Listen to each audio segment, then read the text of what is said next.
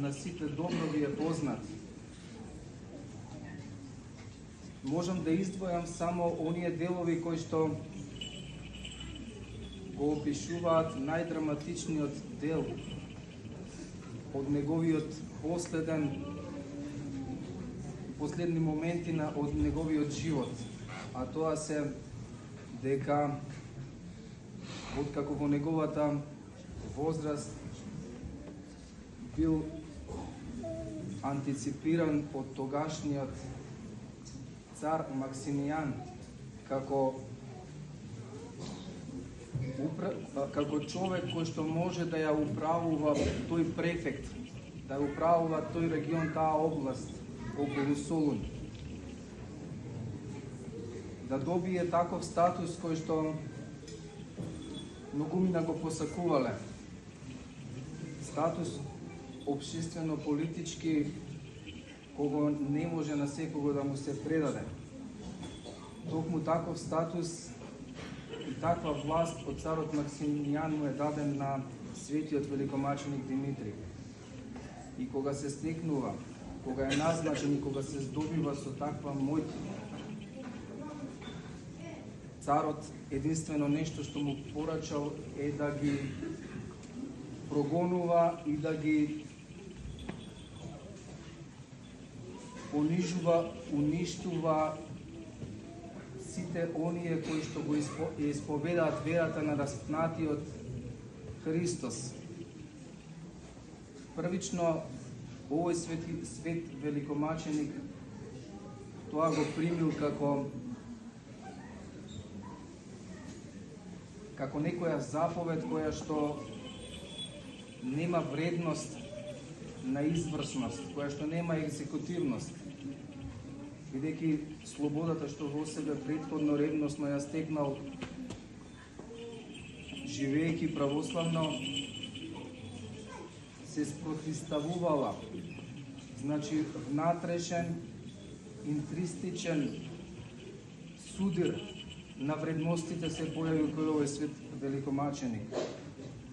Зошто? Затоа што она што го побарал светиот цар, за него било апсолутно невистинито и неспроведливо. Кога отишол да ја преземе функцијата, пренетично од народот бил дочекан како човек, како свој управител на областа, како свој префект, кого што ќе го почитуваат. Како одминувало времето, набрзо потоа ревноста на светиот великомаченик допрела до сите срца, бидејќи не може да не допре она што има исконска вредност, она што има вредност на богоуподобување на Христа. Тоа не може да не допре до секој човек. Тие категории на вредности што ги усвоил, утврдил и ги применил и апликативно ги пренел на сите православни, дошло и до ушите, односно до совеста на тогашниот цар Максимијан. Паралелно со ова ве подсетувам и дека во ова драматичен настан од житието е и дека се појавува личноста на светиот маченик Нестор. Овде морам да направам дистинција дека не велам великомаченик, туку само маченик. А подоцна ќе ви разјаснам каква е таа дистинција. Нестор, кој се поучувал ревносно исто така од поуките, од зборовите, од делата на светиот великомаченик Димитри. Нестор, гледајќи како наредбата на царот Максимијан да се убиваат и прогонуваат, да се убиваат со копија, да се пробудуваат христијаните кои што недоброволно се бореле со тогаш најмоćниот генерал на војската на царот Максимијан. Така наречениот генерал Ли, кој бил толку силен физички и ги убивал. Овој лик Нестор го забележал тоа и во себе не можел да ја истрпи неправдата што се случувала врз христијаните од периодот кога живееле со светиот великомаченик Димитри. Набрзо потоа едниот е затворен, светиот великомаченик Димитри е затворен и прогонет, сигнат, разрешен од управната власт што му била дадена од царот, затворен во темница, во самица, на најстрога казна, а маченикот Нестор отишол во затворот и го помолил светиот великомаченик Димитри и му рекол: не можам да го истрпам оваа неправда, да истрпам оваа неправда. Христијаните кои поверуваа во Господ наш Христос, распнатиот за нас и за нашето спасение, да бидат неправедно прободувани со копја и да се мачат во агонија од тој немилосрден човекоубиец Лей. И дозволи ми со силата и со моќта на Твојот Бог, на нашиот Господ Спасителот, да отидам и да го победам во борба. Така и станало. Му благословил, му дозволил светиот великомаченик Димитри, меѓутоа му рекол: ке го победиш, меѓутоа ке пострадаш заради Христа. Така и настанало.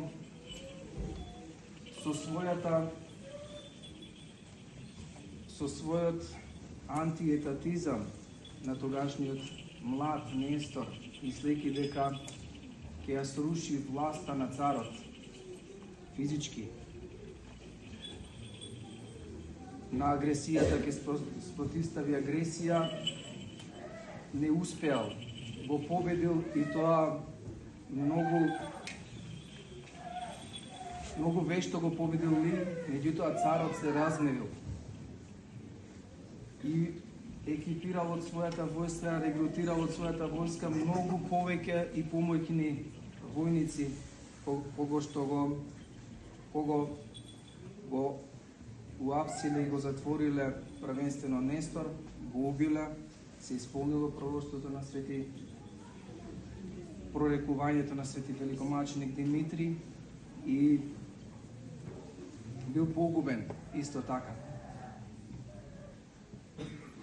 Истото се случило и со светиот великомаченик Димитри. Прво потоа уште повеќе му била понудена и поголема власт над повеќе области, над повеќе региони. Меѓутоа не ги прифатил и рекол: ке подобро да пострадам за Христа, отколку да се стекнам со каква била извршна или материјална власт врз народот на кого што не му дозволувате слободно да исповеда верата. Возлюбени во Господа, овде ќе прекинам со описот, со дескриптивниот дел од мојата беседа и ќе ви кажам дека потребно е да се направи абстрахирање на овие два лика, бидејќи исто така нашата совест, христијанска, православна, каждневно се е во потенцијален судир на должностите. Кој модел, кој образец да го употреби? Дали оној деонтолошкото миротворство на светиот великомаченик Димитри или пак дефанзивната рутина што ја развил маченикот Нестор и двајцата маченици, и двајцата страдалници за верата Христова. Кој образец и нам денеска сме исправени да го употребиме, да го примениме? Што да утврдиме во себе? Во кој правец да тргне чистата, неоскверната православна свест. Дилемата не е мала, соочени сме секојдневно. Меѓутоа, тој потенцијален судир на дали да се употреби агресија врз оној невин кој што е неправедно погубен или прогонет или казнет, наспротив, тоа да се вклучиме, нашата совест да ја исправиме кон тоа и да речеме дека ќе отврлиме секаква самоодбрана. И својот образ ќе го свртиме, својот невин образ неправедно на кого е неправедно применета сила, ќе го свртиме и другиот, и ќе ја примениме, нема да примениме самоодбрана. Овие два модалитета се преклопуваат, односно се антиномични самите по себе. Значи се отфрлаат самите по себе, бидејќи правото на туѓиот живот е поголемо право од употребата на интервентност, за да се спаси невиниот. Навидум едноставни, ќе речете, модалитети, образци, меѓутоа толку многу спротиставени во својата суштественост на постоењето. Бидејќи тој судир е голем и потенцијален и постои еве денеска регионално, меѓудржавно и меѓународно постои. Бидејќи во оваа комедија на историјата на човечкото постоење, во својата ароганција човекот действува во безумство. Зошто? Затоа што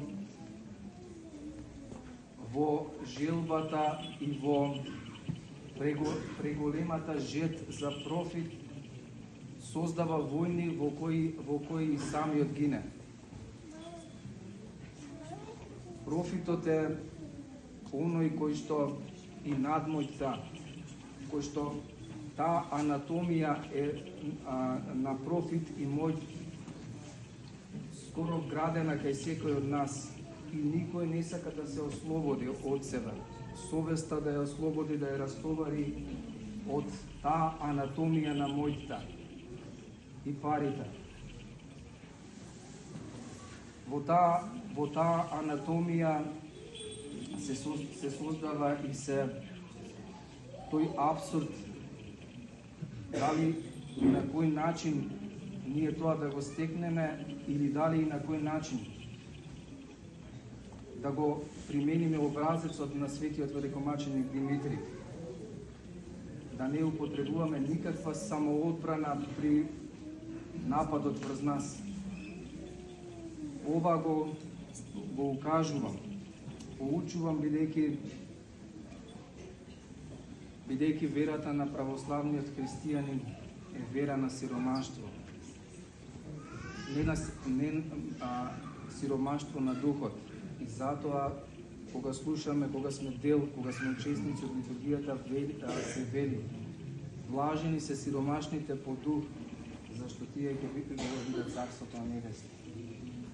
Токму и затоа светиот великомаченик Димитри, пред да биде затворен и пред да биде применета казната врз него, го повикал својот ближен, својот пријател Лук, по име Лук, и му го предал целото свое богатство, целиот свој движен и недвижен имот, злато, сребро и облека, и рекол: однеси ги и раздели го на сиромаси. Токму затоа, бидејќи физичката сила е несразмерно послаба од духовната сила со која што јас ке го победам царот Максимијан.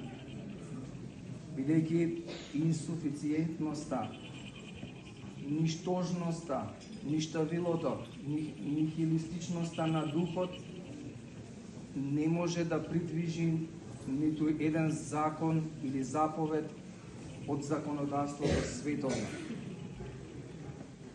Недостатокот на поврзаноста со материјализмот кај секој човек е немоќен да придвижи како било ангажман, какво било дејство. Во тој распоред на силите духовни, човекот се наоѓа секој пат кога треба да избере меѓу доброто и злото. Во тој распоред, во таа анатомија е нашата катадневна борба, нашиот потенцијален судар.